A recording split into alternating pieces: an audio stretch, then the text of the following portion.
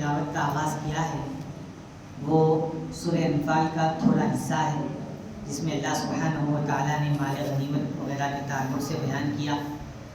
پھر آگے سورہ توبہ شروع ہوتا ہے، جس میں کچھ جنگوں کا تذکرہ ہے، جنگ بدر کا، حنین کا، غزوہ تبوک وغیرہ کا۔ اس طرح یہ تفصیل جو ہے پہنچتی ہے۔ پھر اس کے بعد مال غنیمت کا ذکر ہے۔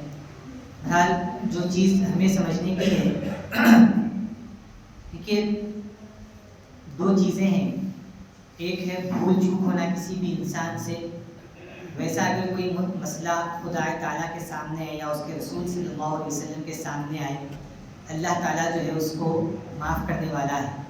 خود رسول اللہ صلی اللہ علیہ وسلم بھی جو ہے اس کو ٹالے ہیں ایسی چیزوں کو اور معاف کرنے کا اعلان کیے ہیں۔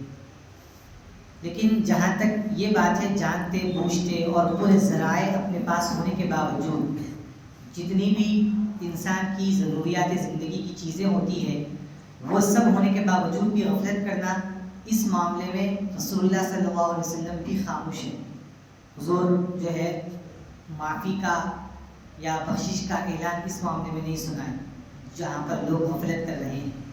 دو واقعے دیکھیے، اچھا سنیے آپ۔ ایک تو یہ تلاوت جو آج ہم نے کی ہے، اس میں اللہ سبحانہ و تعالیٰ نے کچھ جگہوں کا تذکرہ کیا، جیسے میں ابھی بتایا آپ کو۔ اس میں ایک جنگ ہوئی 9 ہجری میں، غزوہ تبوک کہتے ہیں اس کو، غزوہ تبوک۔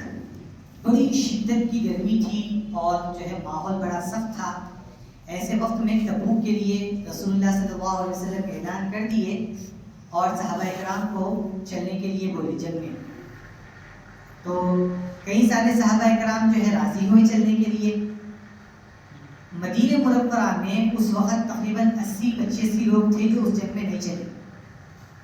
بہرحال جو ہے صحابہ کرام رسول اللہ صلی اللہ علیہ وسلم کے ساتھ گئے، جنگ ہوئی اور اس کے بعد حضور پاک صلی اللہ علیہ وسلم ان کو لے کر واپس آ گئے۔ جب واپس آئے تو جو لوگ جنگ میں شریک نہیں ہوئے تھے، اس میں اکثر تو منافقین تھے، منافق تھے اکثر، دل میں جو ہے اسلام کے خلاف سازشیں تھی، اوپر سے خالی اسلام کا نام تھا۔ لیکن 10 لوگ وہ تھے جو رسول اللہ صلی اللہ علیہ وسلم کے صحابہ کرام تھے۔ اس میں سے 7 لوگ کیا کیے معلوم ہے، جیسے ہی رسول اللہ صلی اللہ علیہ وسلم کے آنے کی اطلاع ملی ان کو، وہ 7 لوگ جو ہے شرمندہ ہو کر اپنے آپ کو مسجد نبوی کی جو ستون آتے پلرز، اس سے اپنے آپ کو باندھ لیے کہ ہم کو جنگ میں نہیں چلنے کا بڑا افسوس ہے، ہم نے بہت بڑی غلطی کی ہے، ہم سے خطا ہوئی ہے اور بہت بڑی خطا ہوئی ہے، ہم جو ہے رسول اللہ صلی اللہ علیہ وسلم کے سامنے نہیں آئیں گے، ہم بڑے شرمندہ ہیں، جب تک کہ حضور خود آ کر اپنے ہاتھوں سے ہماری رسیوں کو نہیں کھولتے ہم یہاں سے ہٹنے والے نہیں ہیں۔ وَآخَرُونَ اعْتَرَفُوا بِذُنُوبِهِمْ خَلَطُوا عَمَلًا صَالِحًا وَآخَرَ سَيِّئًا۔ اللہ نے فرمایا کہ اللہ نے ان لوگوں کو معاف کیا جو دوسرے لوگ تھے جنہوں نے اپنے گناہوں کا اعتراف کر لیا تھا، یہ لوگ تھے۔ اچھا، ایک گروہ تھا ان سے پہلے منافقین کا، رسول اللہ صلی اللہ علیہ وسلم کے سامنے آ رہے ہیں، آ کر قسمیں کھا رہے ہیں کہ جو ہے ہم قسم کھا کر کہتے ہیں کہ ہم تو آنا چاہتے تھے لیکن ہم سے ایسا ہو گیا، ایسا ہو گیا، ایسا ہو گیا، بہانے بنا رہے تھے وہ لوگ۔ حضور کو پتا تھا، لہٰذا ٹھیک ہے بول کے چھوڑتے گئے۔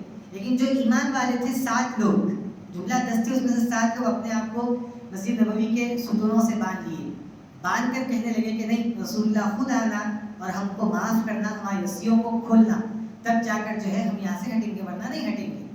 حضور پاک صلی اللہ علیہ وسلم مسجد نبوی میں تشریف لائے تھے کہ یہ کون لوگ ہیں؟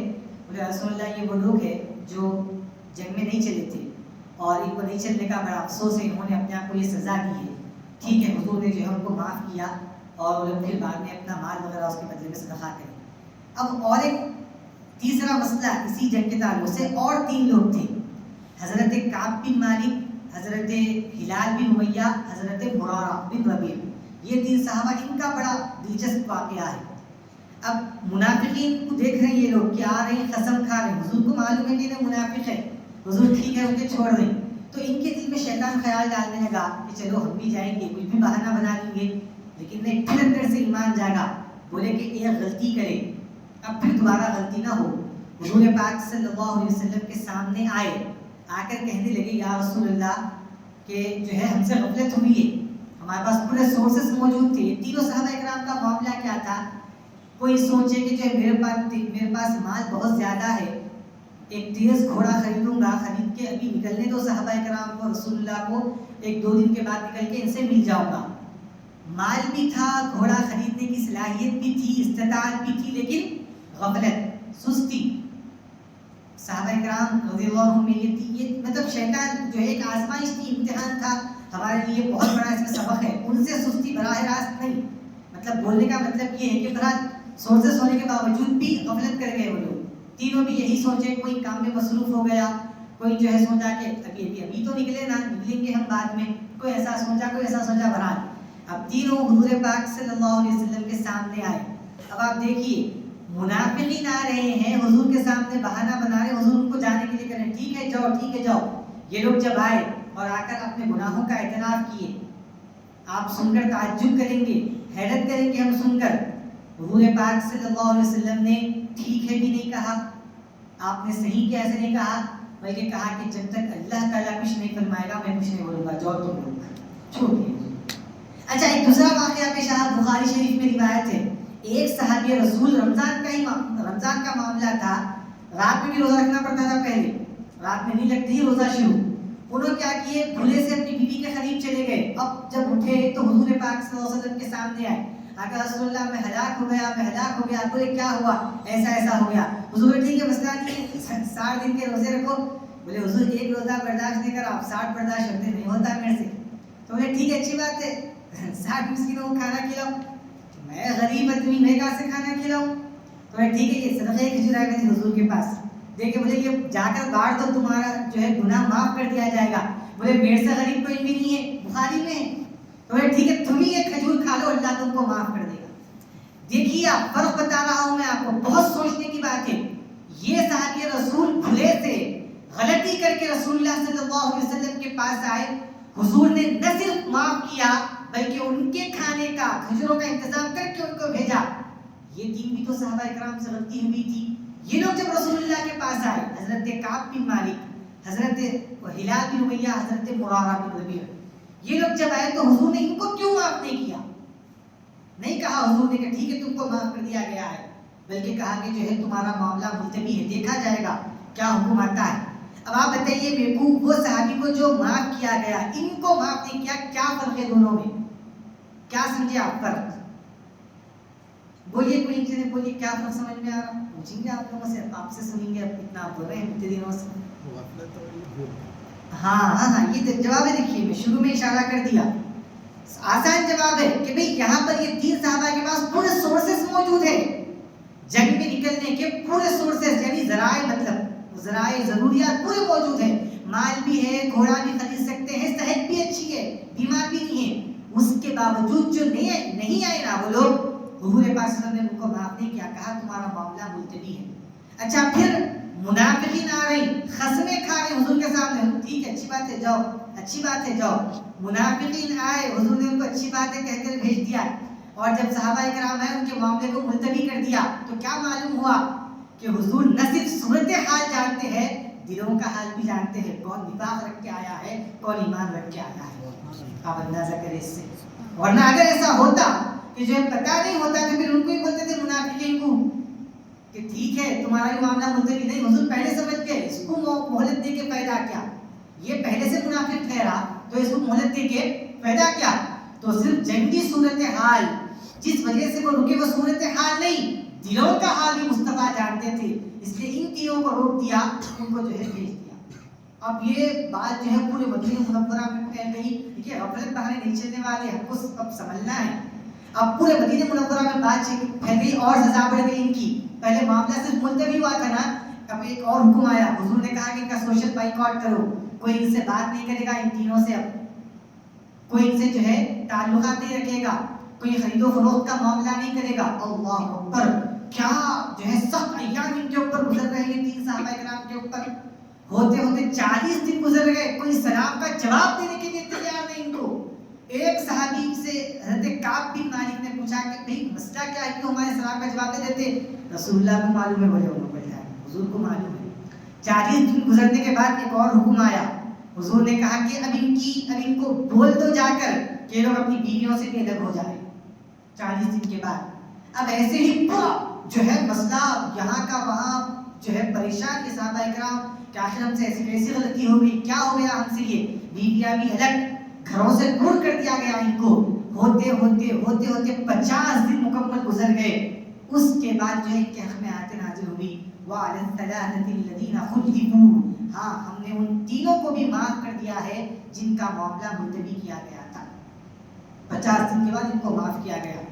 تھوڑی سی غفلت، ہاں کیا کہ گرمی کی وجہ سے، گھریلو معاملات کی وجہ سے، بلکہ حضرت کعب بن مالک نے جیسے ہی رسول اللہ صلی اللہ علیہ وسلم سے جو معافی کا اعلان سنا، پہلے کیا کیا معلوم، حضرت کعب بن مالک جا کے اپنا مال صدقہ کرنے لگے، پورا مال نکال کر صدقہ کرنے لگے. حضور نے اسے کہا کہ تھوڑا سا مال رکھ لو.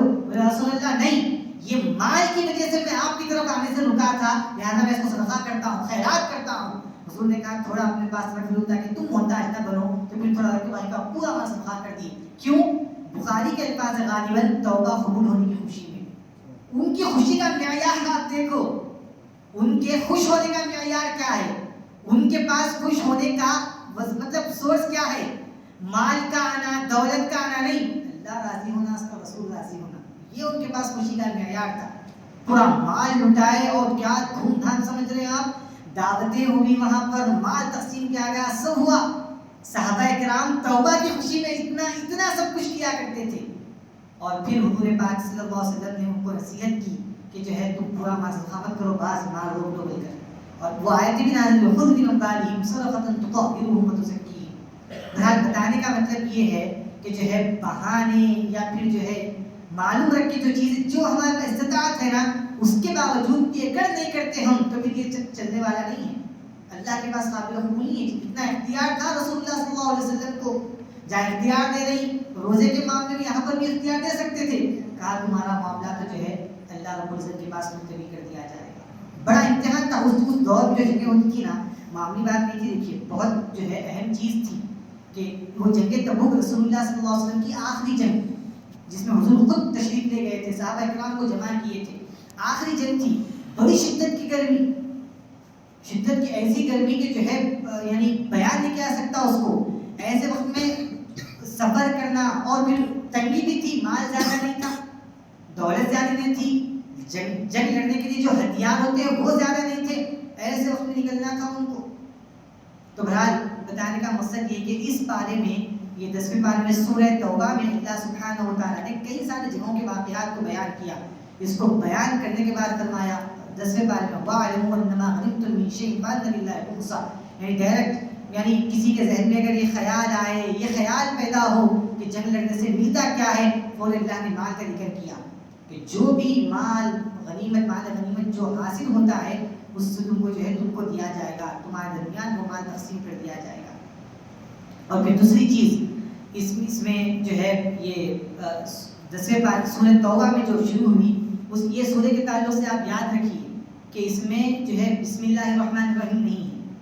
اس کی وجہ کیا ہے کہ اس کی 2 وجہ ہیں. ایک وجہ یہ ہے کہ اللہ نے غضب میں یہ سورت کو نازل فرمائی، اس لیے بسم اللہ الرحمن الرحیم رحمت کا ذکر شروع میں نہیں ہے اس کی. اور ایک وجہ یہ بیان کی گئی کہ سورہ انفال کا ہی یہ حصہ ہے، لہذا اس لیے بھی جو ہے یہاں پر اس کا ذکر نہیں کیا گیا. تو بہرحال آج کا مختصر پیغام یہی ہے کہ جو ہے جتنی استطاعت ہمارے پاس ہے، جتنا ہم کر سکتے ہیں، اچھا سمجھیے آخری جملے ہیں، جتنا ہم کر سکتے ہیں عبادات، ریاضتیں، مجاہدے، مشقتیں، اتنا ہی کرنا. اور اتنا کرنا کیسا بھی، اتنا جو ہم کر رہے ہیں اس کو کافی نہیں سمجھنا، جو ہم کر رہے ہیں اس کو کافی نہیں، جتنا ہم کر سکتے ہیں اتنا کرتے جانا. اب یہ موقع ہے، رمضان کا موقع ہے، ہم اپنے آپ کو فراغت کی طرف لا کر اب خالی جو ہے اس سے فائدہ اٹھانا ہماری ذمہ داری ہے. کہاں ہم اللہ کا قرب حاصل کر سکتے ہیں، کہاں پر نوافل میں کثرت کے ثواب کما سکتے ہیں، کہاں پر کچھ، یہ ہماری پوری فکر، پورا ذہن بن جانا ہے. اور اس کے علاوہ جو اور چیزیں ہیں اس میں 10ویں اور 11ویں پارے میں آخر میں اللہ سبحانہ و تعالیٰ نے بالکل آخری بات رسول اللہ صلی اللہ علیہ وسلم کی جو اوصاف بیان کیے ہیں امت کے حق میں، اللہ اکبر، بڑے غور کرنے کے. اللہ نے کہا لقد جاءکم رسول من انفسکم عزیز علیہ ما عنتم. اللہ نے فرمایا تحقیق کہ تمہارے پاس تمہیں میں سے وہ رسول آئے ہیں، تم کو اگر تکلیف ہوتی ہے تو یہ چیز ان پر بار گزرتی ہے. تم کو اگر تکلیف ہوتی ہے، تم مشقت میں پڑتے ہو تو وہ مشقت صرف تم تک نہیں رہتی، تمہارے رسول پر بار گزرتی ہے. اور حریص علیکم، وہ تمہارے حق میں حرص رکھنے والے، بالمؤمنین رؤوف الرحیم، اور ایمان والوں پر خاص طور پر رحم کرنے والے اور رافت و نرمی کرنے والے۔ یہ رسول اللہ کے وہ اوصاف ہیں جو امت کے حق میں بیان کیے گئے۔ اس لیے آپ دیکھیں گے حضور کی چاہت، حضور کا منشا ہمیشہ سے یہ رہا کہ میری امت کم کام کرے، ان کو زیادہ ثواب ملے، اور کوئی ایسا کام امت کے اوپر لاگو نہ کیا جائے جو ان کو مشقت میں ڈال دے۔ یہ چیزیں ہمیشہ حضور کے پیش نظر رکھی۔ اب کیا پریشانی، ہم یہ شریعت پر عمل کرنے کو، دین پر آنے کو مشقت سمجھتے ہیں۔ بہت پہلے مشقت ختم کر دی گئی ہے۔ حضور فرماتی ہے کہ ایک بار دو بار نہیں، بارہا ایسا ہوتا جب بھی رسول اللہ صلی اللہ علیہ وسلم کے اوپر کوئی حکم آتا، کوئی حضور کو اختیار دیا جاتا امت کے حق میں نے دیکھا ہے کہ حضور جب بھی ایسا کوئی اختیار آتا، امت کے حق میں جو آسان چیز ہوتی اس کو آپ سے سب اپناتے چلے تھے، جو بھی آسان ہے اس کو اپناتے تھے۔ ایک مثال، اس کے بعد بات ختم۔ حضور پاک نے فرمایا کہ جو ہے میں اگر چاہتا تو مسواک کو ہر نماز کے وقت فرض کر دیتا تھا، اگر چاہتا تو فرض کر دیتا کہ جو ہے اگر مسواک نہ کیا جائے، جیسے فرض نماز چھوڑنے کا گناہ ہوتا ہے، مسواک بھی چھوڑنے کا گناہ ملے۔ لیکن اس کے بعد کیا فرماتے حضور، نہیں، مجھے اندیشہ ہوا کہیں میری امت اس سے غفلت نہ کر جائے۔ امت غفلت کرے گی، وہ فرض چھوڑنے والی بنے گی، وہ فرض چھوڑے گی، وہ گنہگار ہوگی، ان کو تکلیف ہوگی، ان کو تکلیف ہوتی ہے، مجھ پر بڑا بار گزرتا ہے مسئلہ، لہٰذا میں نے مسواک کو فرض ہی نہیں کیا، سنت رکھا اس میں۔ ایسی ایک مثال، سینکڑوں مثالیں آپ دیکھ سکتے ہیں۔ کوشش کریں کہ دین کی طرف، شریعت کی طرف لپک کر آئے۔ یہاں پر آسانیاں ہیں، حضور کی عنایتیں، شفقتیں، سب کچھ ہے، سمجھ کر جان کر اس پر عمل کرنے کی طرف آئے۔ اللہ سے دعا ہے کہ مالک ہم نے جو کہا ہے سنا ہے، کہنے والے